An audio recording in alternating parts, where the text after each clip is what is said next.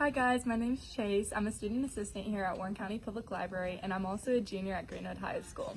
As many of you guys know, this at-home learning situation is not ideal, but that doesn't mean that we should let our ACT and AP skills that we spent all year working for go down the drain. I'm going to show you guys an online database that Warren County Public Library has to offer for free to anybody who accesses it through their website.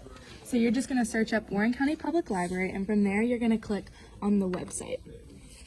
Then you'll go to catalog and you'll go all the way down to online database. From there you'll click education and college prep. It will send you to this and you'll scroll all the way down to the bottom, and on the bottom left hand side click that. From there you'll want to click college admission test preparation. You can decide what you want to use. These are all the things they have to offer from ACT to AP. I'm going to show you the AP first. Most of the AP tests that are offered have preparation resources on here. Each of them offer 2 practice exams, flashcards, and test study guides. Overall, the more questions that you can expose yourself to, the better prepared that you'll be for your exams. And then I'll show you the ACT one as well. So you'll just click there.